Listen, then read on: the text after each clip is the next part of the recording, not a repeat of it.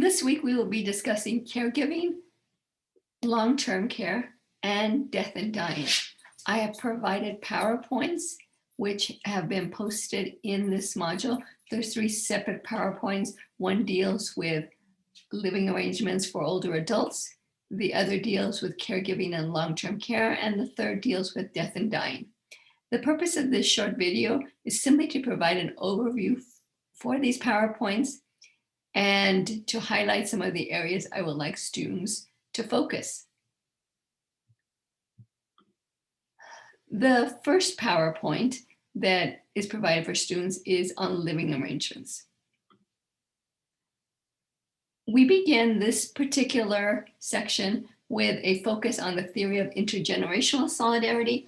This theory proposes that over the life course of a family, it adjusts its living arrangements to reflect the changing needs of family members.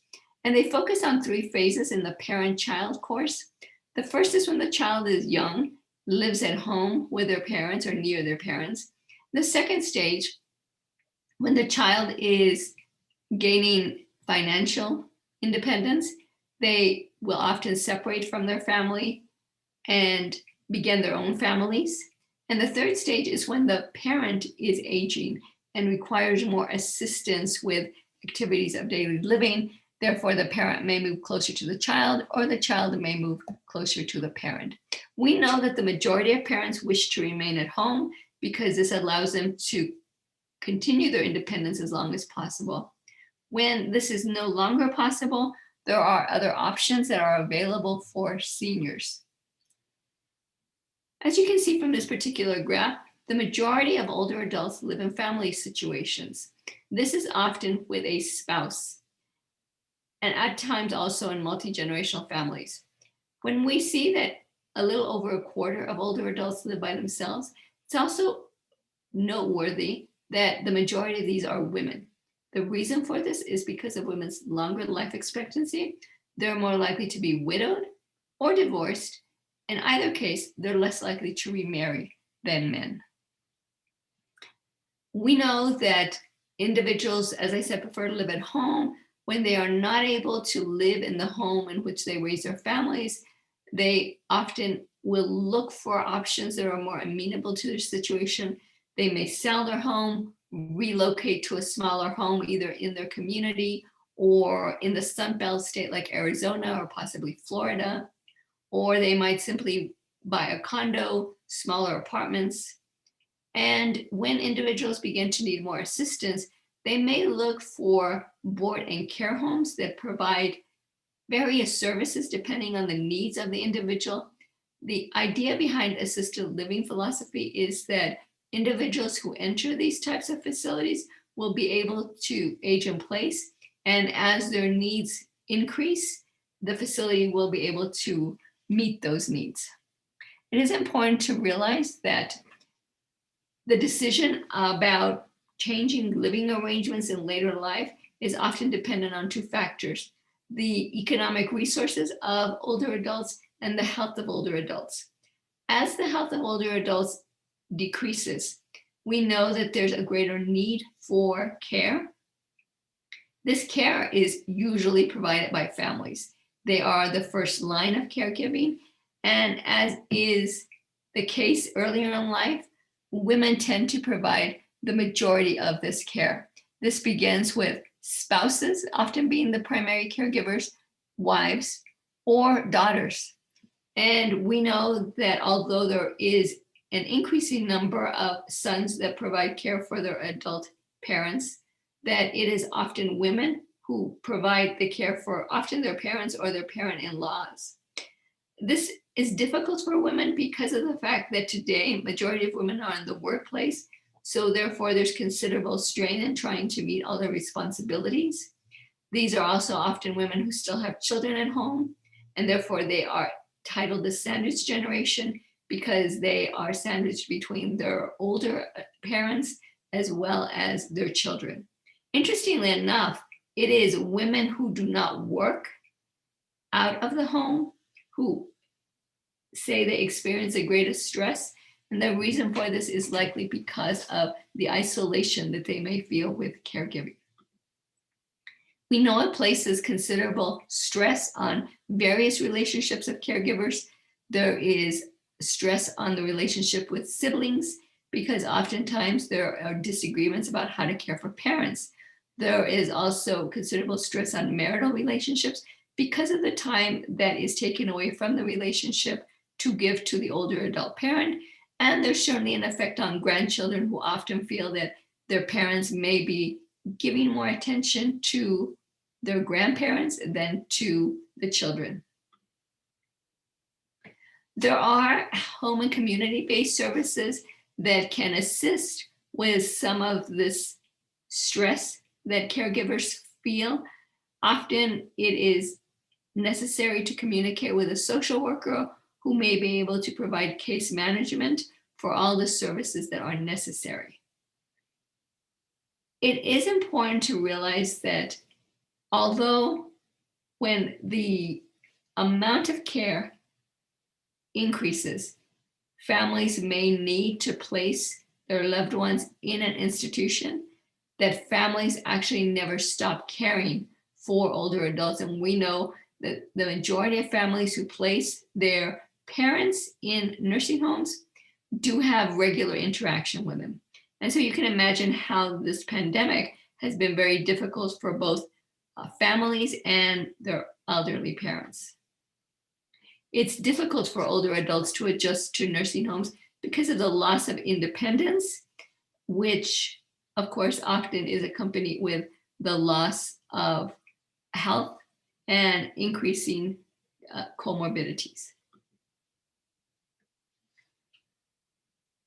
We finally examine death and dying in this chapter. And it is important to realize that the way in which we perceive death and dying at the present time has changed considerably.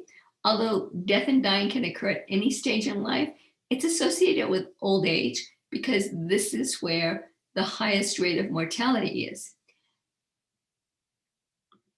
Although we are living longer, the way in which we die has also changed. In the past, individuals died at home, but today the majority of deaths occur in an institutional setting, either a nursing home or a hospital. And as a result, dying can feel very unnatural in our society. What is feared the most is not necessarily death, but the dying process. There's various stages that individuals will go through as concluded by Elizabeth Kubler-Ross. What I'd like to say about these stages is that progression through the stages is not necessarily linear. Most individuals will begin with denial and isolation, but they won't necessarily go through all the stages before they die. And many times there is a rebound back to earlier stages. And that really just speaks to our inability to accept our mortality.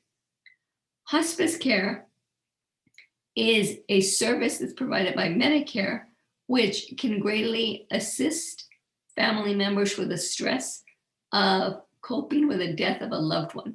It's important to realize that hospice care is not a place, but rather it's a philosophy. It's an approach to managing the dying process for both the older adult and family members.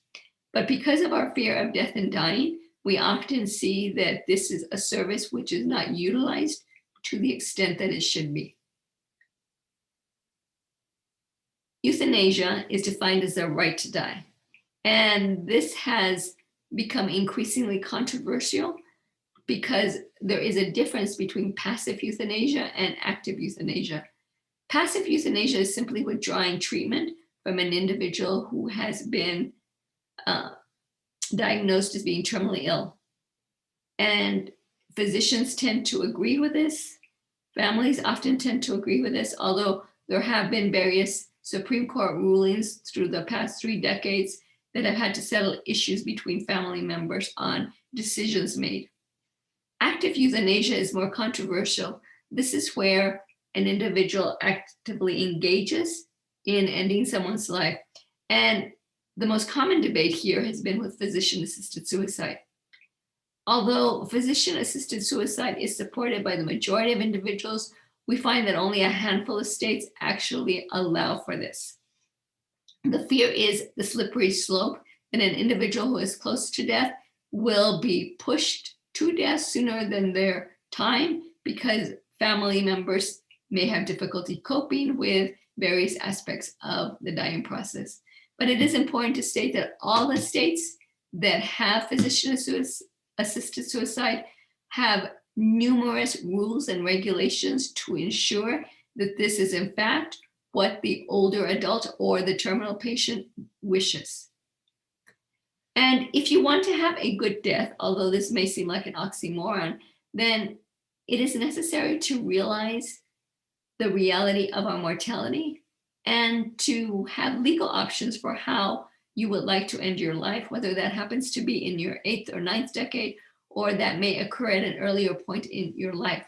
There's Patient Self-Determination Act, which any facility that receives a Medicare or Medicaid is required to inform their patients of advance directives.